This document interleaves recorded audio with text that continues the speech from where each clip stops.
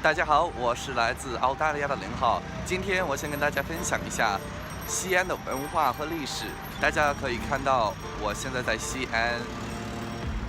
So the cool thing about Xi'an is it has so much history and so much culture, and it definitely has a lot to offer with food. Another really interesting thing that I'm finding is as I'm walking around, I'm seeing more and more Chinese people on their phones, texting, looking at WeChat, and it got me thinking, that's much like the rest of the world. It's interesting because like a lot of people now are forgetting how to actually write Chinese characters, which is a huge problem to some extent. Foreigner in China, rule number 1, get yourself one of these.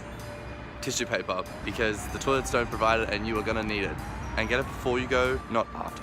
So actually, one of the reasons I love Palmo in Xi'an is because it's such a social thing.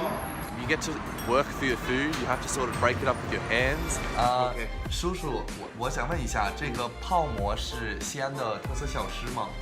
最有名的名吃。我的筷子拿得怎么样？ Okay.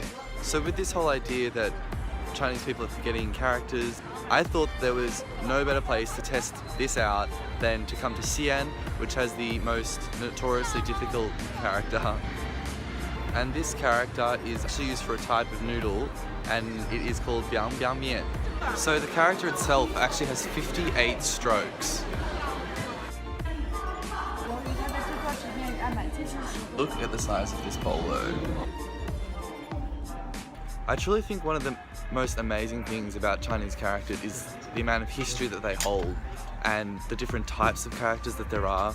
And it's one of the only languages where you can literally communicate with people from 5,000 years ago because the language hasn't changed that much, at least the written language. 所以王老师，你觉得外国人学习中文的时候学汉字重不重要？我觉得很必要，很重要。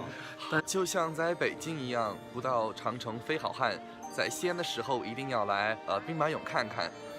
The coolest thing about the terracotta warriors is that it is actually they're there to depict basically the first of the armies of the first emperor in China, Qian Shi Huang, which I think is really, really awesome. 来之前，我在澳大利亚的中国银行办了一张银联信用卡，而且这张卡也有闪付功能。So what I really want to do is try to put to the test and ask some people on the street if they can write some notoriously difficult Chinese characters and see how they go with it. 那美女，你会写那个打喷嚏的 T 吗？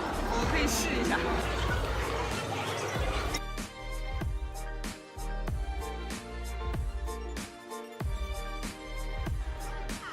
It truly doesn't matter if you're a local or if you're a foreigner or Chinese. Coming to Xi'an, you're definitely going to learn something. Whether it's the food, the people, the history, there's always something you can take, which I think makes it one of my favorite places in China.